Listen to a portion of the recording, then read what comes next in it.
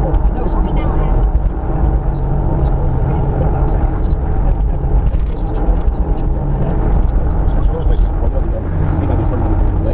I'm sure it was probably sold to the union, must have been like, well, this would just be a little couple dollars, you know, and liking that name, how it started, how it's going. You can actually get that to the front of that picture, figure the IRS agents. How it started, just a couple dollars to help fund the government, how it's going, and I know you like this figure, that's all. Hello there, you filed their taxes yet, and we've come to collect. So it's funny, but not funny, I guess.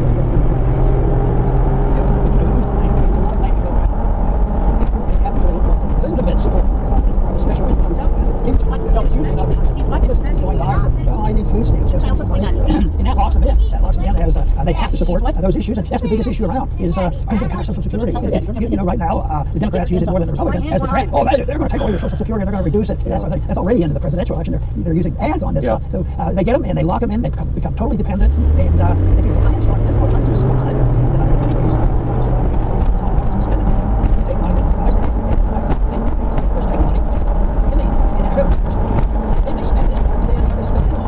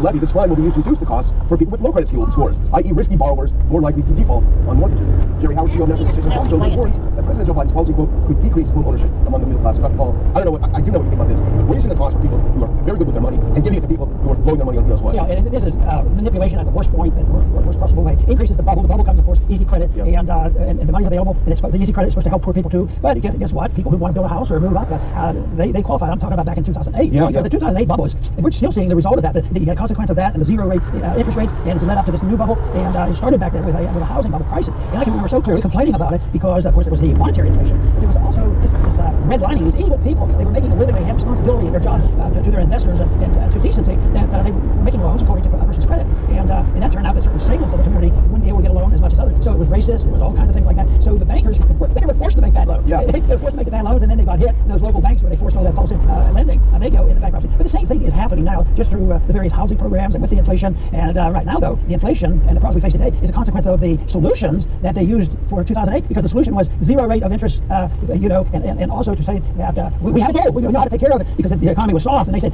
you can only measure an active economy, an healthy economy, so prices are going up, which is totally ridiculous. Anyway, that was the theory that the professors were teaching. So the policy of the Federal Reserve had been for years. We get the prices going up to 2% a year. This would be really and guess what? They achieved 10 years of zero rate interest. They started down, uncontrolled by the Federal Reserve. And you know what? There's it's getting inflation at 2%. But this time they're trying to lower it because the inflation rate is going 10%. They're struggling to get it down to the price of inflation rate of 2%. So I think we're in the exaggeration policies for a long time. Each cycle is theorized. Each cycle gets more difficult. So this one is going to be more difficult than 08 because we're reacting to the consequences of what we did. This follows Mises' theory. He says anytime you do something for anybody in an artificial way, like subsidize something or solve a problem, you create a new. Well, that's good for bureaucrats. They take a light job somehow to get more money. Before it points out, we're not talking about chicken feed. This one's next clip for this article. I mean, this is serious. Back in the next again. Here we go. That's a small. Sorry. Jim writes, this surtax. This surtax would amount to $60 or more per month. He said, then he said that's equivalent to more than $20,000 over a 30-year mortgage. So basically, the government is coming and ripping $20,000 out of your pocket and giving it to people that don't qualify for housing. And Jim, with his characteristic wit, writes, what will Biden's wizards uncork next? Maybe a special home buying discount for people who will at least qualify against mortgages. Maybe mortgages have to be permanent.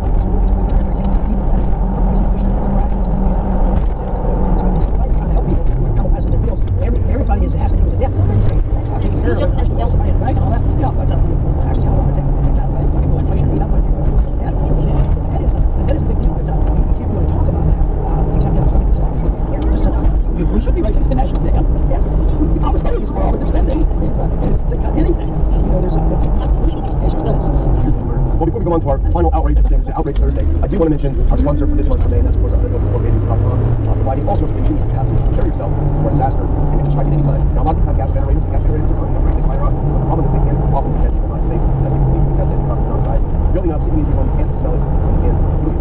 Thanks to new generation portable, safe, silent, and 100% fuel-free generators, you can get your family safe in a crisis situation without being in danger. And this new technology is available to all Americans, even those who may not be able to afford it. You look here on the screen, every Patriot power generator comes in several different powers. You can actually add to your existing. The great thing about it, it doesn't use gas, it doesn't fuels. It's not even power. It's right at the laptop. It's so lightweight.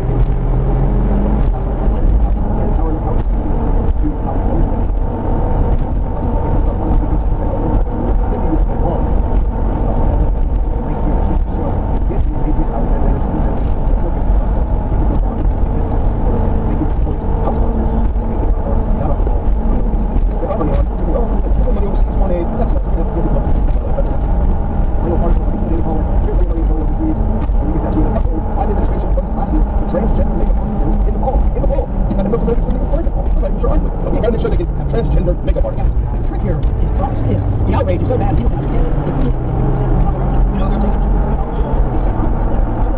this is not a big, but it's still outrage. It can still outrage because of how that's outrage. When I saw this, I said, this explained to me. So there was this history.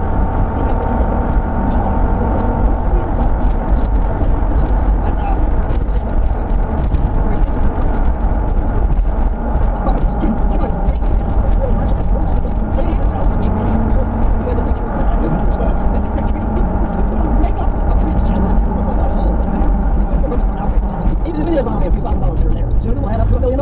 Yeah, it will. And not only that, it's not going to intend the people of this country kindly to the U.S. Now, this country, I was looking as we were talking here, the GDP per capita of Nepal is $1,208. It's lower even than Bangladesh. This is a country that is struggling to survive, struggling to eat, struggling to put food on the table. And instead of going on and helping